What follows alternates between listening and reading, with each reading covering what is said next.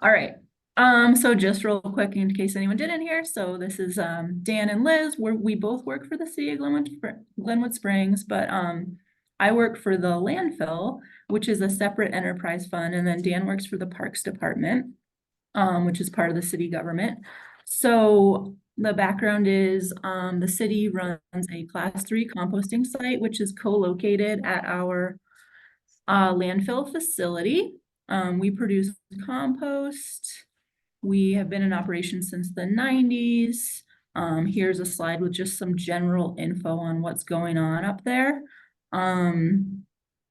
It's basically been established for a while. We sell 3,000 to 4,000 tons a year. Because the Parks Department is municipal, they can buy it tax-free, but they do buy it because we are an enterprise fund. And so with that, we are STA certified. And so we do have, you can see more info on our website on that link there at the bottom.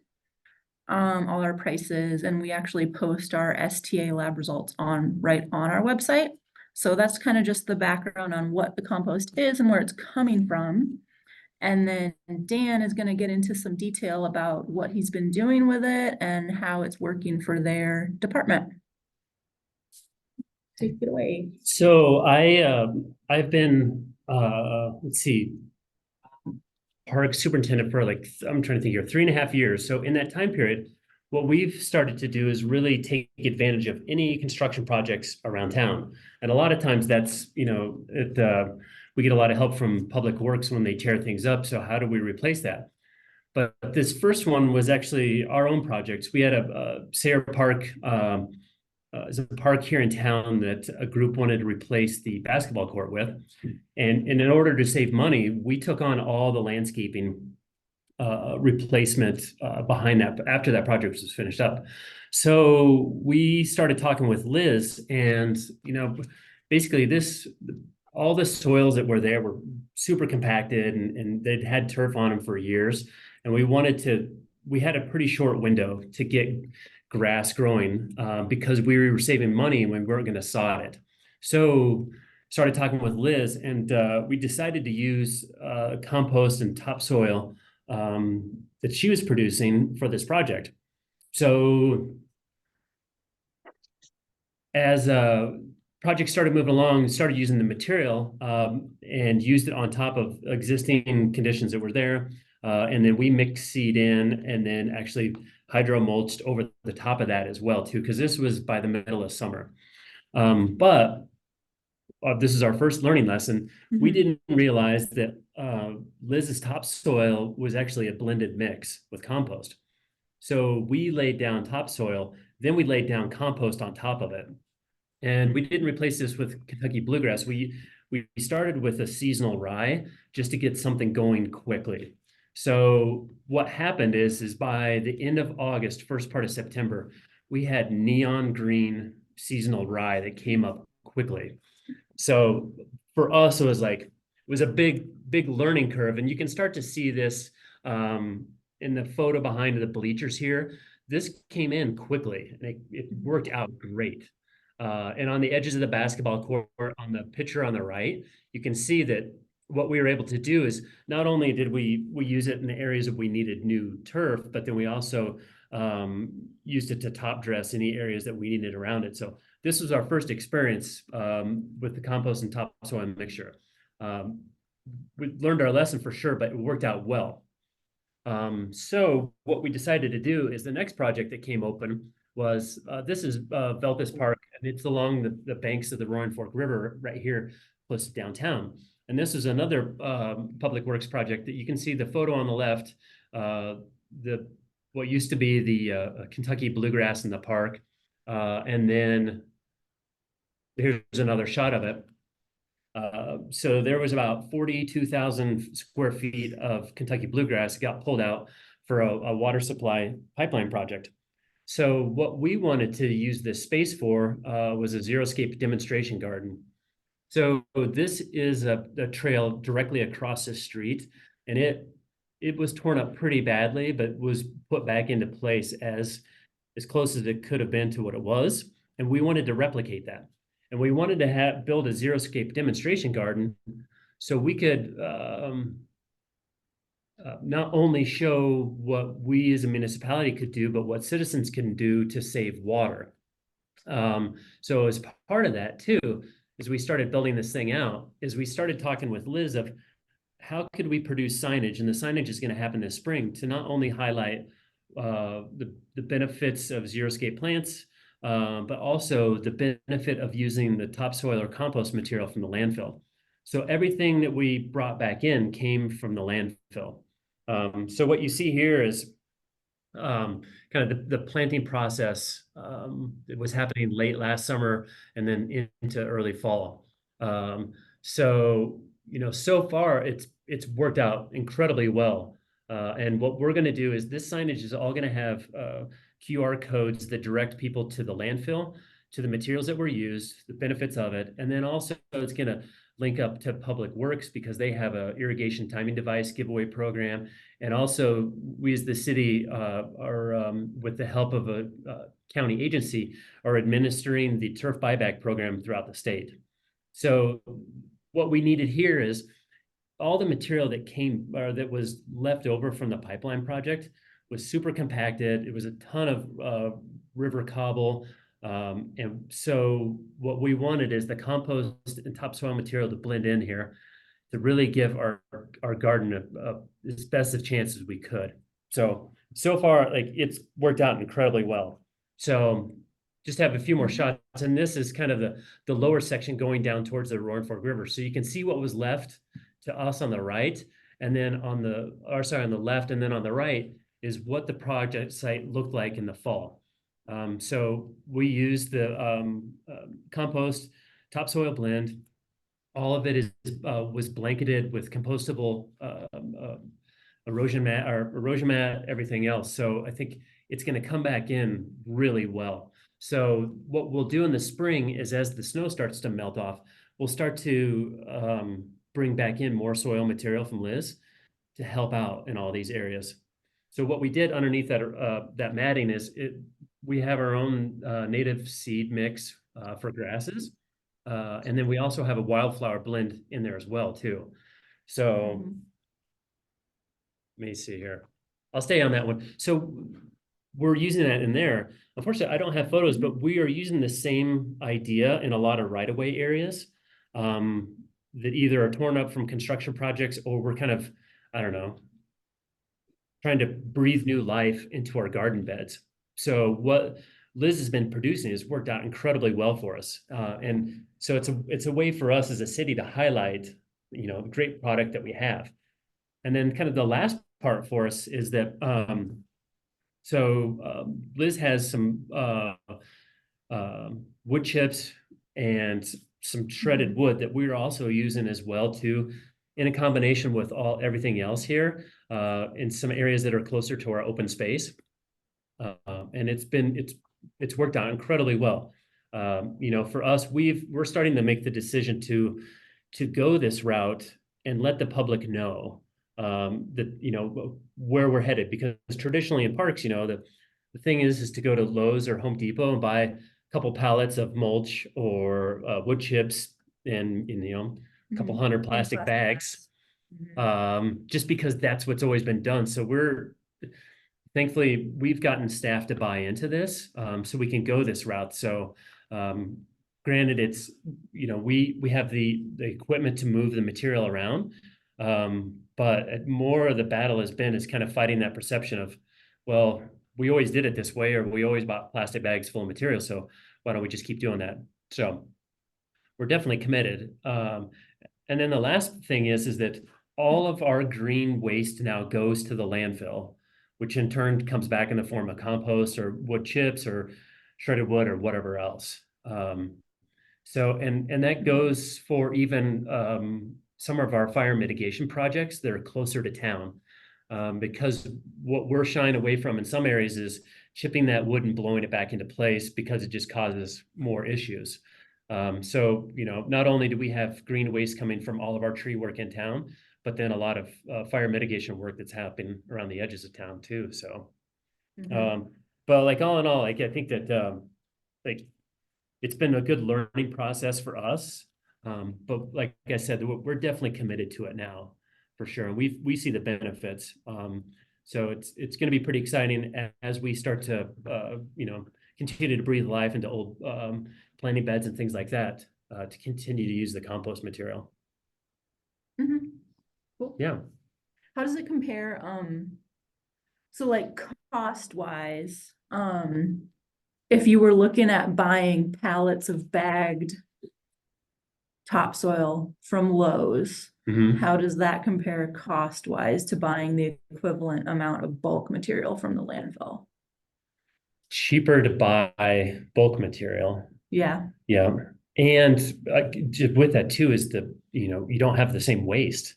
And that was the biggest part, or it wasn't the biggest part, but that was definitely always like kind of I don't know, stab to the heart every time that you had to throw away a pallet load of plastic bags. So, and I know like the concern has come up about, if you buy wood chips or compost from the landfill, that it's going to have mixed trash or anything else in there. And quite honestly, for us, like we don't see much at all. Like Liz and I were talking about the other day, that you may see some hard plastics every once in a while, but by and large, though, it's really clean. So not enough to be not an issue. No, not at all. Yeah. Yeah. Okay. And I think, we've talked about it with Liz too. Like if we ever needed an option for like a colored mulch or bark, we can always get it from Pickens County landfill. But for us, it's like, well, do we spend 2 hours with somebody in a truck driving up to get that? Is it really, is it really worth it? Because we're getting a really high quality product right here. So, yeah. Awesome. So if anybody has any questions, we can discuss.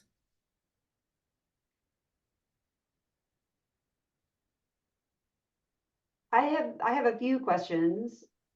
I always have a few questions. Of course. I won't monopolize, but I'll kick it off with Dan, you mentioned that you are now sending all of your green waste to the South Canyon compost operation. Is that a policy that you've declared internally? Is it an official policy? Is it something that is dependent on you as the leader of the Public Works team? There's been nothing official, but unofficially official. I think that's just been the practice citywide, because we as a city, collect leaves in the fall, Christmas trees after the holidays, all of that. And so all of that now it's going to Liz. But so like, is it, like when your employee has a load full of brush? Yeah.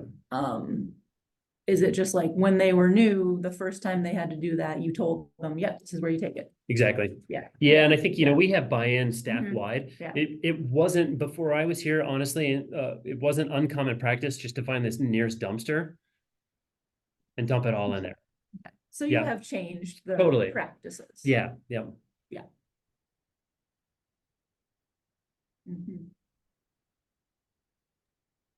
Randy, would you like to go next?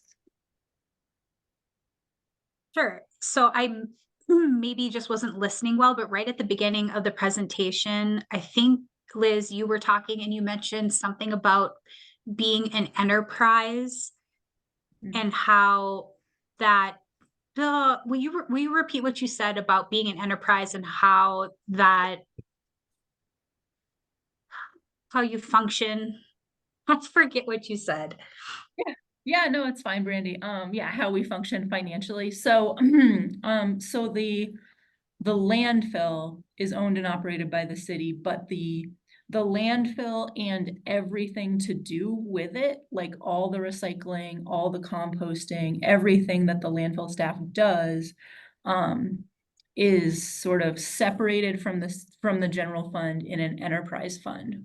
So we are a separate enterprise fund. All of our income comes from, we charge fees for our services, and we really don't mark anything up. We charge exactly what it costs us to do the work. So, but as part of that, you know, we don't give away product. We don't give away services because we are charging exactly what it costs to do the service. So even, for example, when the Parks Department wants compost, they come up just like any other customer and they have an account and they buy it. And they don't pay tax because they're a municipal government. But they do have to buy it and then we basically get paid by the general fund for that compost. Does that make sense? Yes, that's exactly what I wanted you to kind of explain. So, yep, thank you so much. Yeah, absolutely. If you're making compost, it does cost money to make, so you do have to charge for it. Yes. There you go. Did Liz Chapman have more questions? I think Christy had a question in the chat. It says, does residential organic waste also go to Glenwood Springs landfill for composting? Yes, it does. We don't have mandatory residential composting, but we have opt-in. So it's not a lot. It's like less than 10% of the population has opted into that, but it is a thing. I'm curious on that point, do you have any citywide initiatives to expand that, being in Denver proper here? And curious if you can speak to the fees and how people opt in or what sort of marketing is done in that realm. Yeah, absolutely. So right now it's just there's one private hauler. It's $22 per month for a residential compost pickup every week through that one private hauler that hauls. So the city doesn't do any hauling. All the haulers are private. We don't have any plans right now to make it a blanket citywide mandatory service. We actually just in the past 2 months, we actually rolled out single hauler pay as you throw for trash and recycling. So we're kind of just trying to get that stabilized right now before we do anything else new. But in the future, maybe.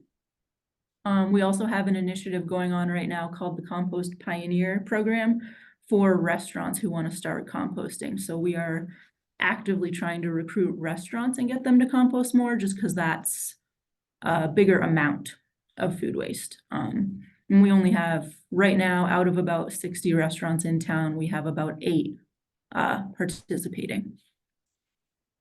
And we, from the park side, it's not mandatory yet, but the direction we'd like to head is for all of our events that are held in parks or in the downtown area, anywhere that we manage, that those events have to be 100% compostable. Now, our big events already, you know, strawberry or reusable, and our Strawberry Days event that's in in June, they've already taken that upon themselves, but we want to continue that throughout all of our events. Because as you all know, you know, that events create a lot of waste. So I'd like to help with that change. So, and we do have the same company that provides the hauling service for household waste. They also do some event work as well too. So they'll provide all the needed infrastructure for that. You still have to have somebody like Liz who volunteers to compost when she's not composting for pay. To help sort trash, which is incredible. So I think for events, that makes a huge difference. So.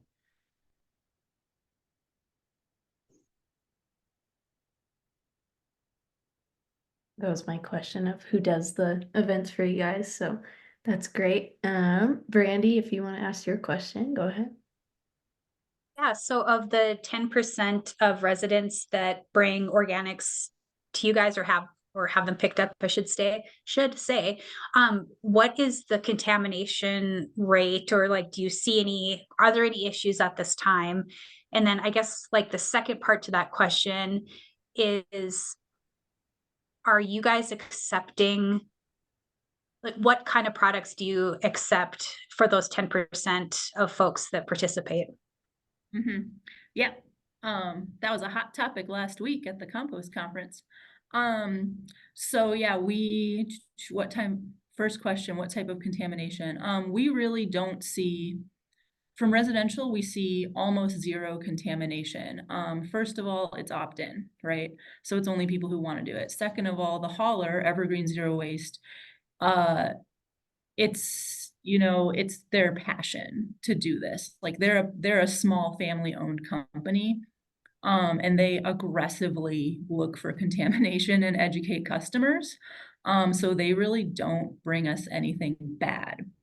So we're very lucky to have them. And I mean, I work directly with them, like inspecting loads, looking at stuff. And as soon as I tell them there's a problem, they go fix it like right away. So we really don't have that problem. We take food waste, all food waste, we take paper products, and we do take any certified compostable service where we do accept. We accept BPI, we accept any of the major certifications, even if it just says ASTM on it. So yeah, we are taking all of that stuff that some people now are not, and we honestly never have had a problem with it, but we take a really interesting mix of feedstocks. So we take septic waste and commercial cardboard as well, and even like restaurant grease trap waste. So in terms of contamination, like if we're gonna have contamination, it's usually coming from the commercial cardboard side, not from the food waste side, and definitely not from the compostable plastics side. We also do static piles. And our aging process is longer than 3 months. It's usually like 5 months. So we really don't have any problems with those compostable plastics breaking down. Which I know there was some very interesting presentations last week on timelines of those breaking down. Liz, can you share a little bit more about how you do the cardboard composting? Because I know that's kind of a cool process, I think. Yeah, sure. Yeah, so we basically, the reason we are accepting commercial cardboard for our compost is, first of all, we are really, really far from MRFs out here on the Western Slope. So the trucking cost to get cardboard to be recycled is really, really high. So we have an outlet for it to compost it. Also, because we take that cardboard, that is what allows us to take restaurant grease trap waste, because restaurant grease trap waste comes to us in a liquid form in tanker trucks, and we put it in a massive bathtub, basically giant basin that's like 50 feet long and 30 feet wide. And we mix the cardboard with it with an excavator. And then that gives us it actually creates a pretty perfect blend of nitrogen and carbon. And then we use that for one of our base feedstocks. I love that. It's like cardboard soup. It is, yeah. The picture you showed is so funny. It's just an excavator stirring the soup. All right, any other questions? I think Liz, you had your hand raised. Go ahead. I did. Oh my gosh, I could talk to you guys from now until quitting time with my questions. So try and stay focused. I want to rewind a little bit to something you had said, Dan, about the signage. Yep. And I'm curious, I don't know if you saw, Chandra and I both gave some applause in terms of you all putting some time and money into educating the public about what is creating this green space, how these materials are reused. I would like to know, what motivated you all to create that signage and put the time in and the money investment that it's going to take to create it? And B, what kind of response you're expecting or have gotten from your citizenry when they find out how you created this greenery and how you're reutilizing material that's been discarded? Well, so I guess to answer the first one there, it's not like, if we're going to talk the talk, then we need to walk the walk as well, too. So we as a city abide by all of our water restrictions. So that's the first one. The second one is that we're trying to lead the way and encourage folks to get involved with this turf buyback program. What we see is the challenge to that is if you have money and the knowledge, planting something back is easy. Either you can afford the plantings or you can hire somebody to do the work. So what we're trying to do is make that, I don't know, give as much equitable access to all residents to take advantage of that program, still have a great looking yard. And then to really encourage everyone, because I don't know, it's you know, although we live on the western slope and most of the water for Colorado comes from the western slope, you know, we want to do our part as well too. So when it comes to water conservation, to plantings, you know, all those things. So, and for us, this is a great way just to promote our own programs, not only for us, but for Public Works, you know, and all the work that they're doing. So, and then the other part of this is that this leads into our urban forestry program as well too. So to help educate citizens on, yeah, it's great to rip out your Kentucky bluegrass, change your landscaping up, but you also have to remember that you still have to water your trees. So right now, we thankfully we received USDA tree grant earlier this winter to start really working on all of our right-of-way trees, which we're pretty far behind on. But this is, you know, when you put the whole package together, it's a great opportunity just to show residents what's possible. So hope that answer that, Liz. Oh, absolutely. Thank you for the comprehensive answer. And another question about the projects that you have been sharing. Did you notice that there was any difference in how your team felt about utilizing Liz's product versus utilizing the bagged product? So in other words, if you've been, you know, I would imagine, but this is my imagination, that moving bags around, cutting them open, spreading them out, it was much more tedious and unpleasant than what I'm seeing in these pictures where you were able to distribute it in bulk. Yeah, exactly. I think, you know, probably I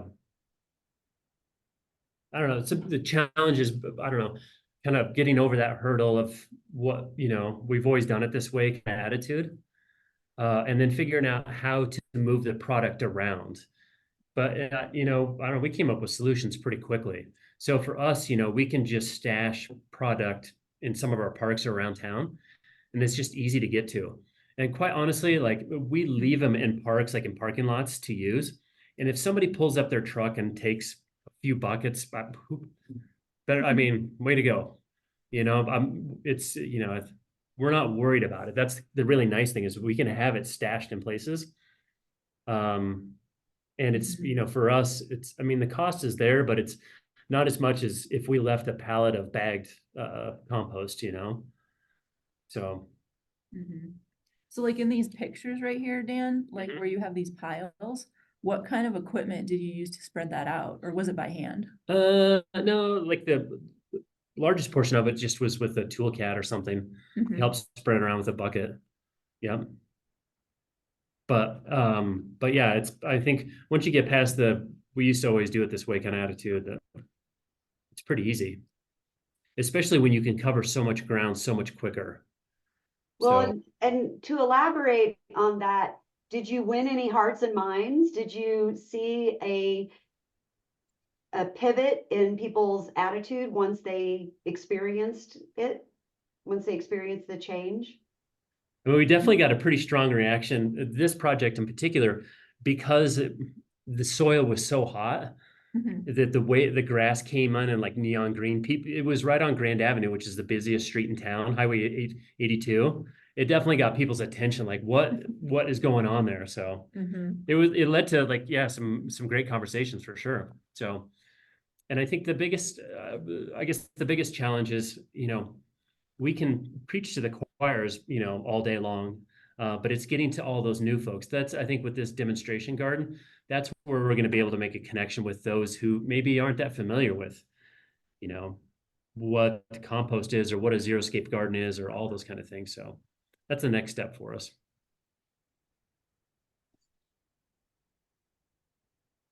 There's one other thing. Oh, sorry. And I was going to add that. So last year, we as a Parks Department, we made the commitment that we had been using dog waste bags in the past that I'm fairly certain will never leave Liz's landfill in 4 or 5 of our lifetimes. And we went to 100% compostable bag for all of our dog bag dispensers. So that's like 65 dog bag dispensers all around town. So the only challenge that we've had with it is those bags don't work that well when it's 0 degrees out. So through the harsher winter months, we've had to go to a bag that's still biodegradable, but as soon as in a month when it warms up enough, we'll go back to fully compostable bags. We haven't started talking about composting dog waste yet, but at least that's that next step for sure.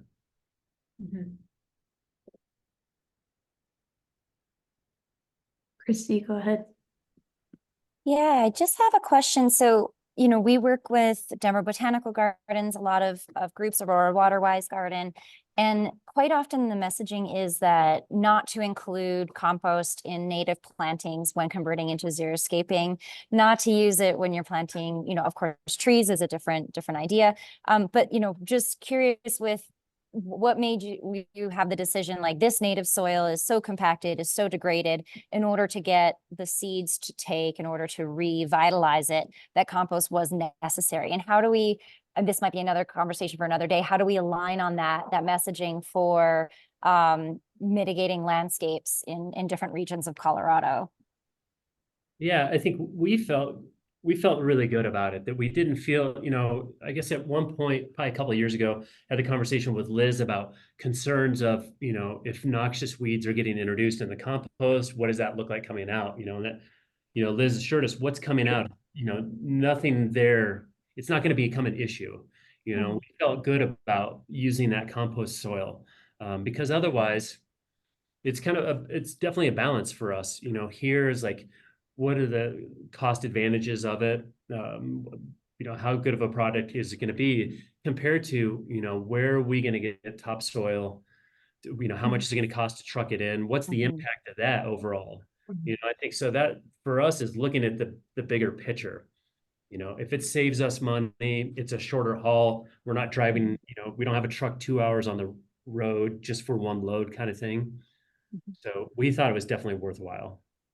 Great. Sounds like you had really good success with the seed taking in those areas. And I'm curious if you can tell us where your wildflower native grass seed mix, who was the source that you purchased that from?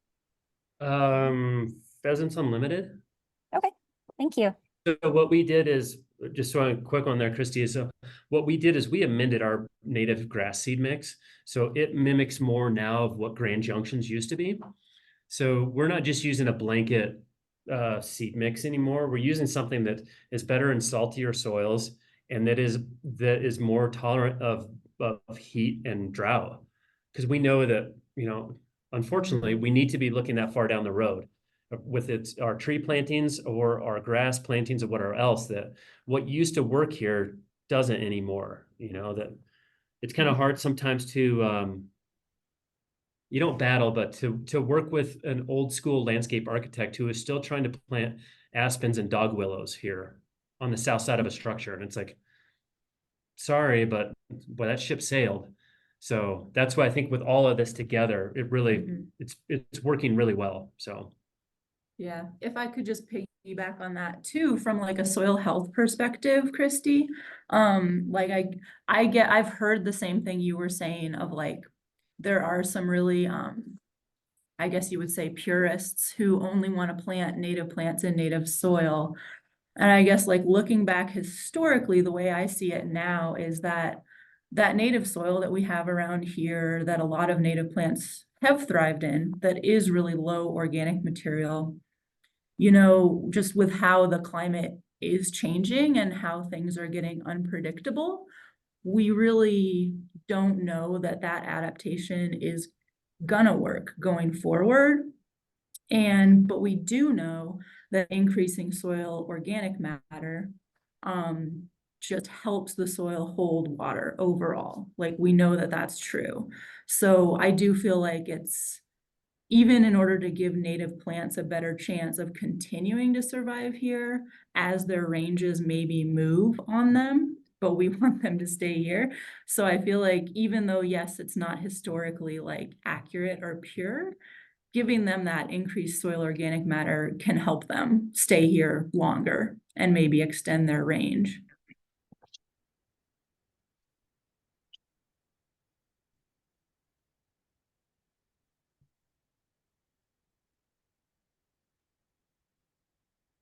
Awesome. Also, And on a side note, for seeds, I love Pawnee Butte as well. They're great.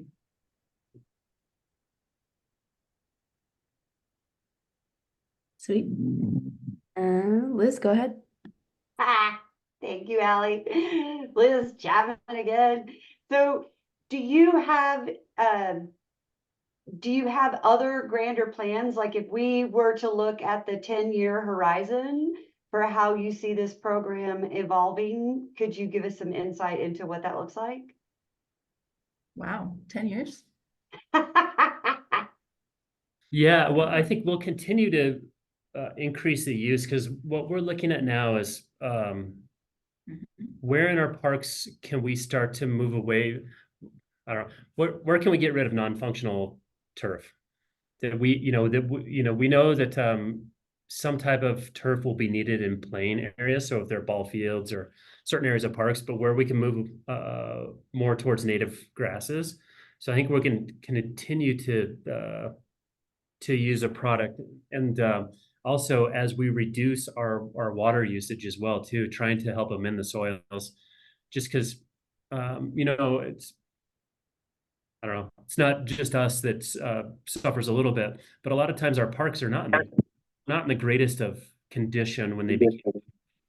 So some of them have been dumps, some of them have been, roadways or those areas. So trying to keep that soil in as good a shape as we can helps us, like Liz is saying, across the board, not only for the plant health or the grass health, but for also retaining water.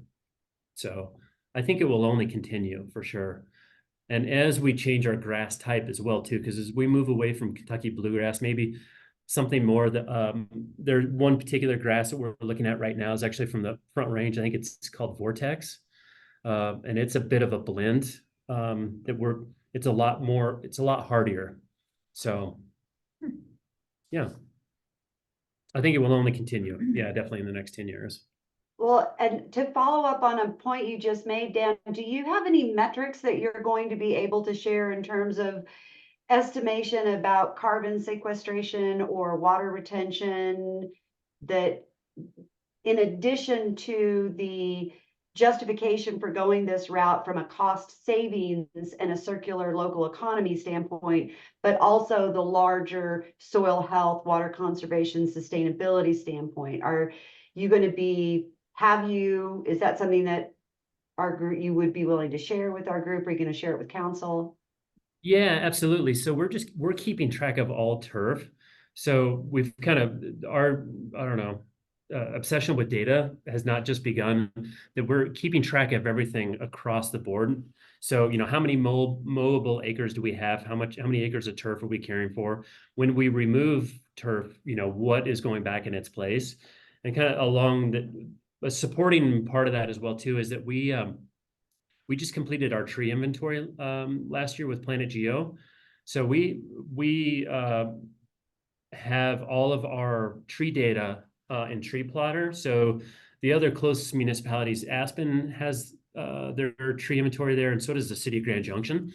So the really cool thing with that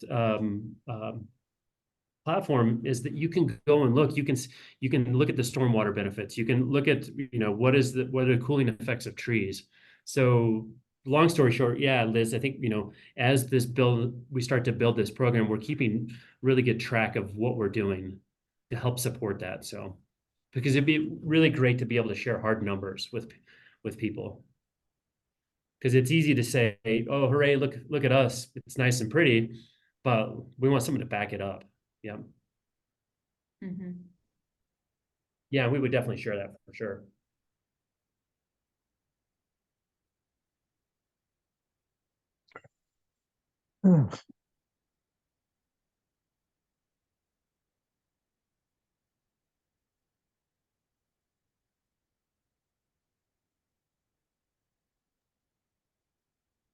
Well, thank you for giving us so much of your time. I want to be sure that the other folks that wanted to ask questions were not shied off by me asking so many. So let me hesitate for a moment, make sure other folks have an opportunity to ask.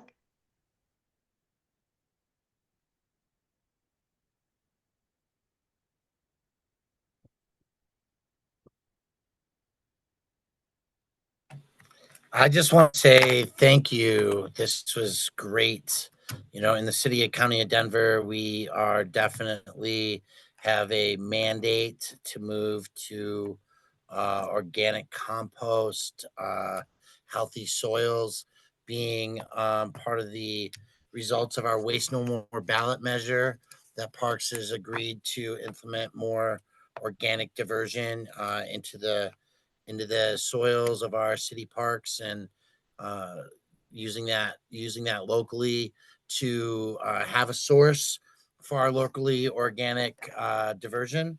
And I think that statewide, you know, it should be part of all of our plans.